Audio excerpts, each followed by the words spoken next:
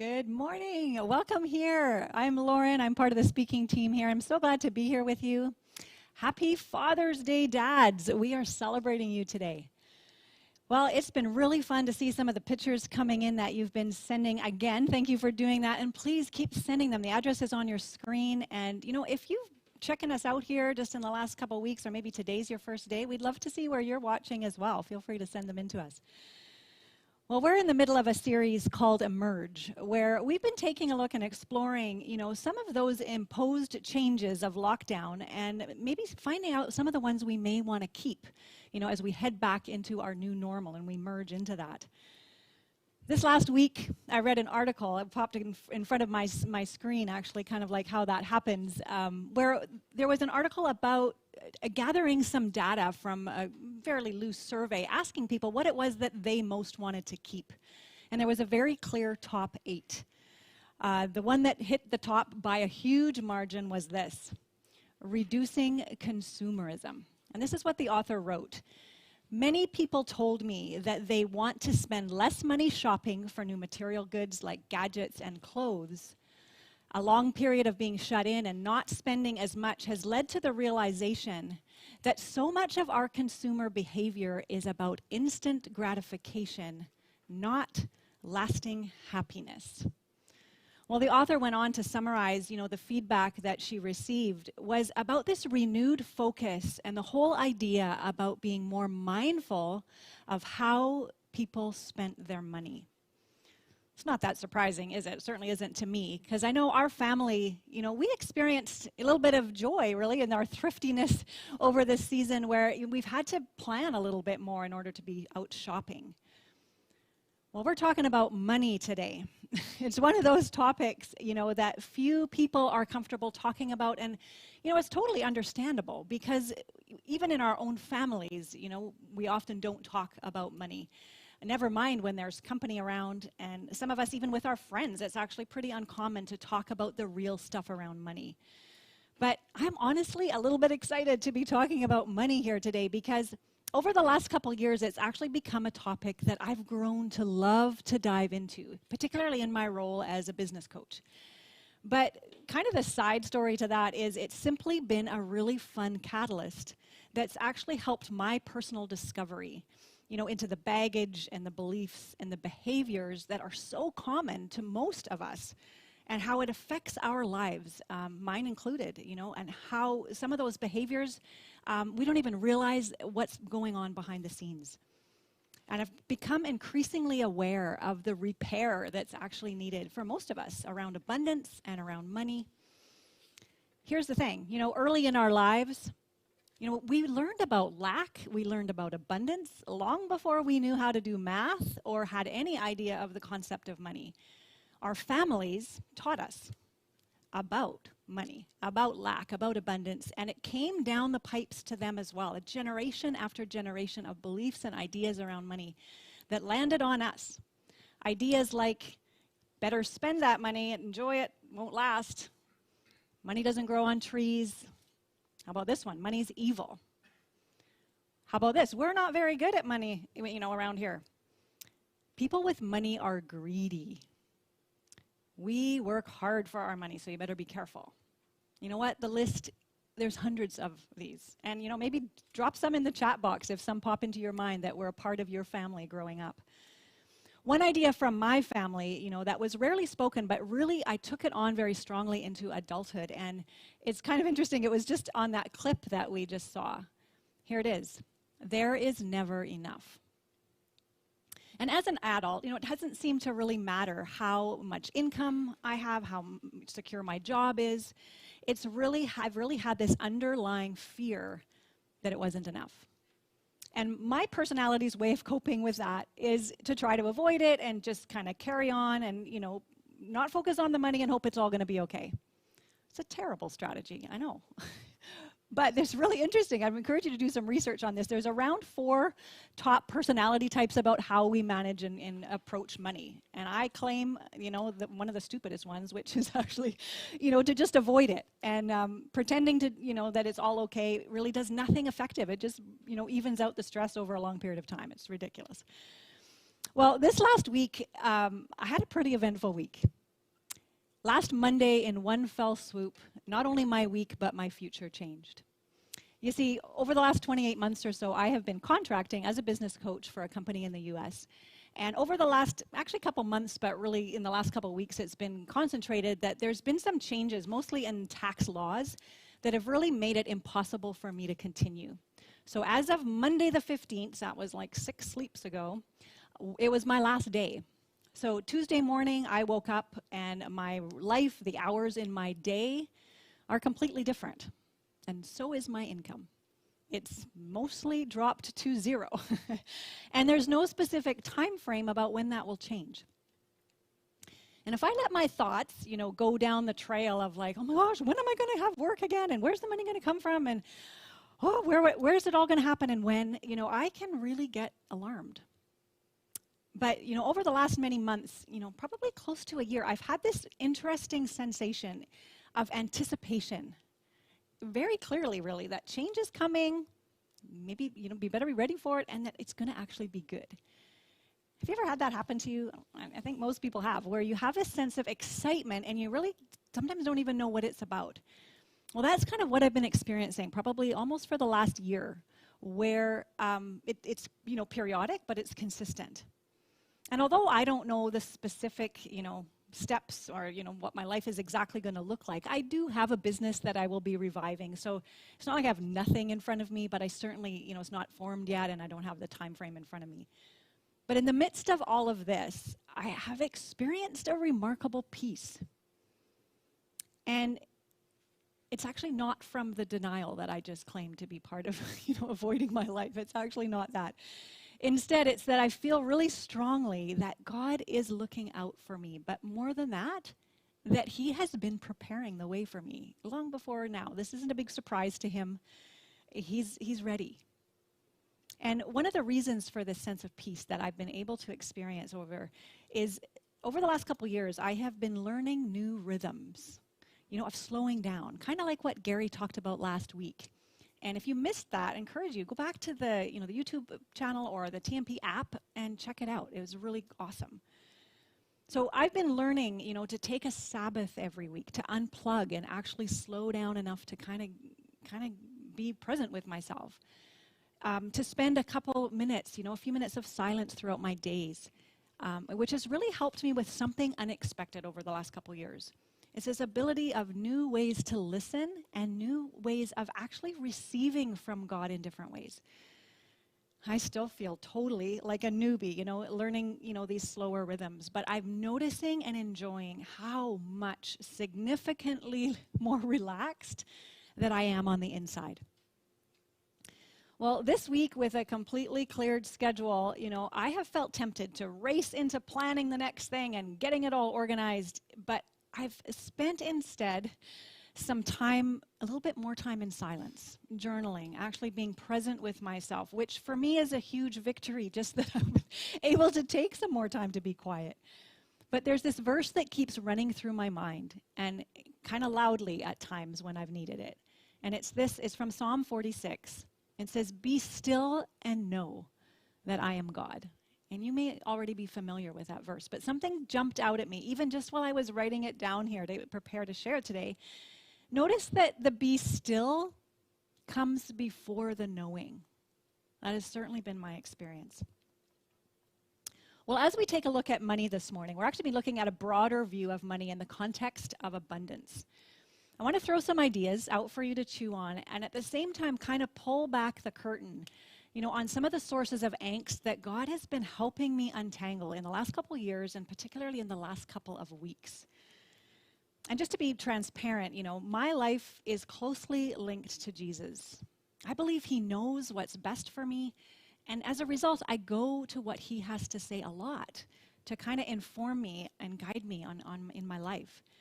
And Jesus spoke some words. Actually, he was describing why in the world He came to this planet, why He walked the dusty roads of life to actually show us how to live. Listen to this. This is what He said. "I came," Jesus said, "that you may have life and have it abundantly." Overflowing, that means more than enough. Well, if that's true, that Jesus came, for you and I to live life in abundance, why do we struggle with lack of abundance in jolly every area of our life? In our time, in our relationships, certainly in our finances, in our generosity. What is that about? Well, there are some underlying factors that have really helped me to understand some of what's really at play in my own areas of lack, when I'm stressed and when I'm anxious about money. And I'd like to unpack these together and see if maybe some of them will help you as well. I have found it really, really interesting and to discover that what's going on in how I pay attention to how I spend my money. Let me say that again. It's really important to notice how you manage your money. There is a link, and it's super fascinating, between our financial patterns, the way that we handle money, and our internal selves. Our habits, our beliefs can reveal a great deal to us about what's going on underneath, deep down. And here's what I mean. Money itself is not evil. It's not good. It's actually neutral. But it is a form of power. And that's why many of us have come to believe that it's evil. Because when the person who has the money, whatever's going on inside is coming out. People who, we think, oh, money's really good because we've seen people that have great character and have money. So it reveals to us so much of what's in our hearts. So I encourage you, start watching with curiosity about how you interact with money. And here's what happens. It's like a floodlight goes on in the dark room, and all of a sudden you're able to see what you didn't see before. It reveals aspects of our character, our beliefs, about where we've been putting our trust and our hopes and our security. And it also reveals a whole list, a host of ideas that have been influencing us that, for the most part, we have not even been aware of. The belief that has been driving me, really cramping my perspective around abundance over the years, has been this, that there isn't enough. And the thing that's a bit odd, I know in my own head that, of course, I don't really believe that I'm, likely going to be starving or going to have to go sleep in the rain. I don't believe that in my head, and yet, nevertheless, there's this underlying sense of desperation that really creates consistent stress. And maybe the same is true for you. There's some ideas in a book called Money and the Prosperous Soul. It's by a guy named Stephen De Silva. I highly recommend his book and his online course, but I want to highlight a particular idea, that there's actually a word that encapsulates this basic feeling that I've been talking about that's plagued me most of my life. It's a single word, and it's this: poverty. Poverty says there is never enough. And if you dig a little deeper, you actually discover that there's actually a personal, devastating addition to this core belief. And it's this, that there is never enough for me. And as I've discovered myself, it's actually really deadly, because deep down, in places that I wasn't even consciously aware, I realized that I thought I am not loved, or I'm not worthy of love, which actually equaled something really deep, that I'm not worthy to receive what I need. Wow. And it's only recently, literally in the last 2 weeks, that with some help from a counselor, then I've been able to unravel, another layer of this devastating rat's nest of beliefs that has been fueling me for so long, and do another layer of work around replacing that lie with what's true. I am loved enough to receive abundantly more than what I need. And you are too. Well, with this framework around poverty, it's really easy to see how this seems to encapsulate, poverty seems to encapsulate the human condition and our need for layers and layers of healing in really our deepest core, the core of our very identity. And this actually is the whole, the whole God story in a nutshell. The whole biblical narrative is revealing God's longing, his intention, his desire to bring abundant wholeness to every part of us that's broken, including our broken beliefs around money and abundance that cause us so much stress. Well, as you can see, there's a lot of aspects to poverty. I'm kind of curious what you're noticing coming up for you. There's a lot of aspects to this. And I want to share with you some ideas, again, from this author, Stephen DeSilva, a financial ninja guy who has a lot of wisdom in this area. So listen to some of these and see what might pop up for you. Poverty creates anxiety and fear. Because when you live paycheck to paycheck, you have this sense of constantly living under this very dark cloud over your head that you're not sure when that big expense is going to come, and you know it's going to come. And whether maybe if you ever get to the point where you actually feel comfortable financially or begin to feel that way, there's still that underlying terror that you're going to lose it all. That guy in the clip, he was like a trillionaire. And he was emotionally just, paralyzed. He couldn't even pay some money to help his youngest son because he was so scared of losing it all. Well, sometimes poverty shows up for us in hoarding things, in like being sure, well, I might need that thing in the future, so we keep holding on to things in that fear. Poverty beliefs can be characterized really as a resignation or a feeling of powerlessness that can also show up for us in ways like we feel like a victim, like perpetually, like stuff that just happens to me, and that's kind of what we've come to be resigned to. Poverty mentality leads us to reach for instant gratification. It's kind of, that impulse purchases. And at the same time, avoid what's necessary in the planning area of planning to invest well and planning, to be good stewards of our money.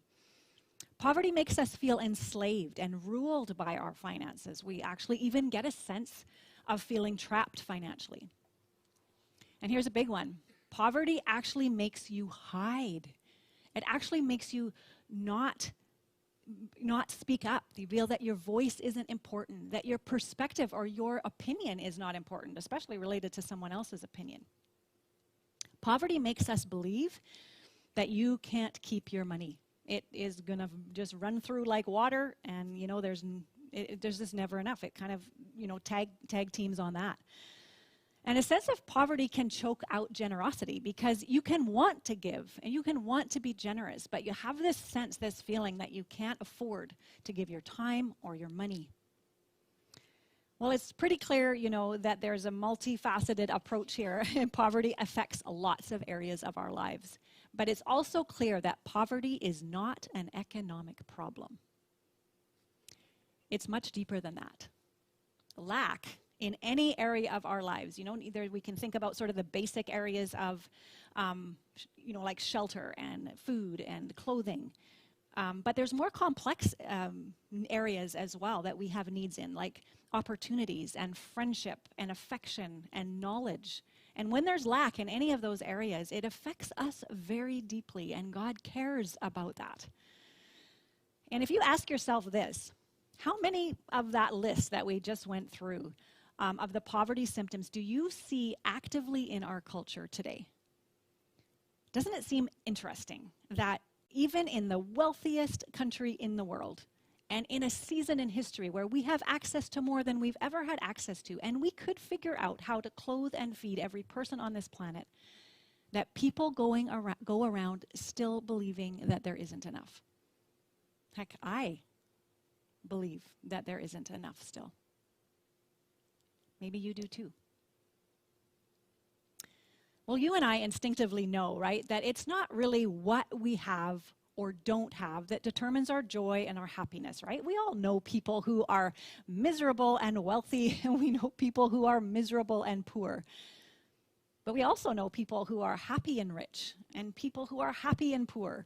We kind of know this, right? That it's clear that the abundance of money does not determine whether we are deeply satisfied in our life or we are constantly stressing in lack, right?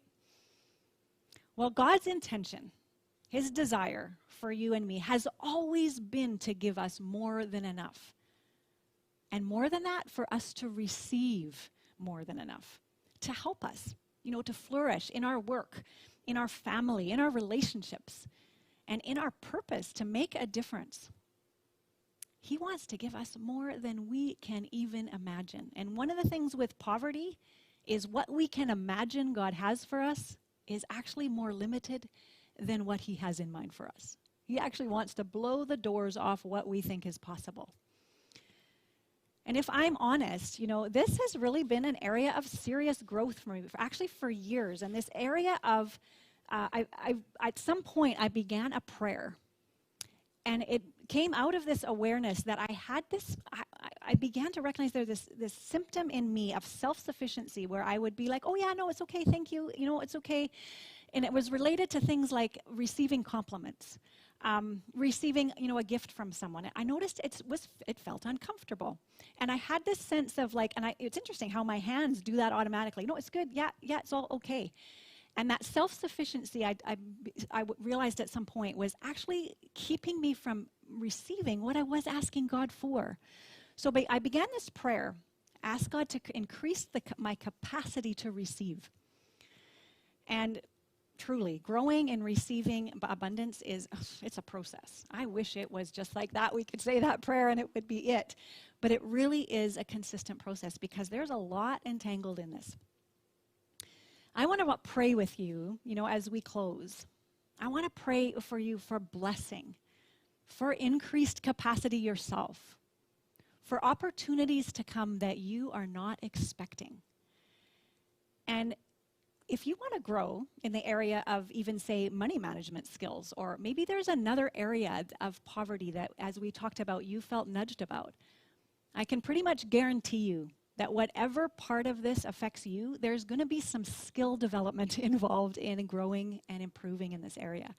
I encourage you to embrace that. Around here, a couple times a year, we have a financial, a introduction to financial management called Money Matters. I encourage you to put it on your list when it comes around again. It's a great tool for your tool belt, but it's not all. And I want to encourage you to run a bit of an experiment. Whether you have been walking with God a long time like I have, or maybe you're new at this whole idea, it doesn't matter. There's a great experiment I encourage you to take, and it's to pray that prayer for God to open the doors for you, opportunities for growth. But here's the thing, don't do that unless you're actually willing to take some action. Because here's what's going to happen. You're going to have an idea. You're going to have a friend mention something to you. You're going to have a podcast pop in front of you, a course, a book.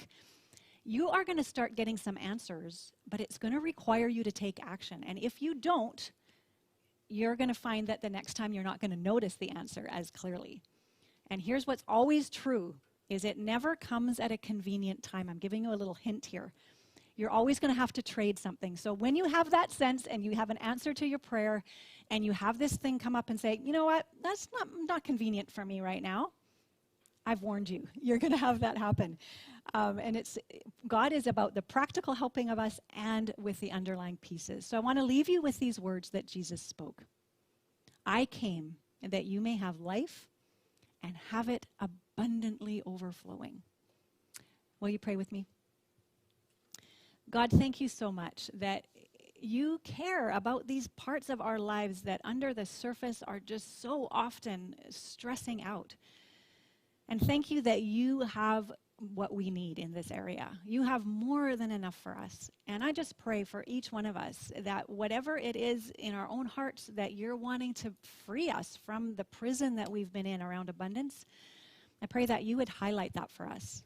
And I pray for everyone listening. I pray for abundance. I pray for blessing, a new blessing that they haven't even experienced yet. New ideas, new opportunities to come.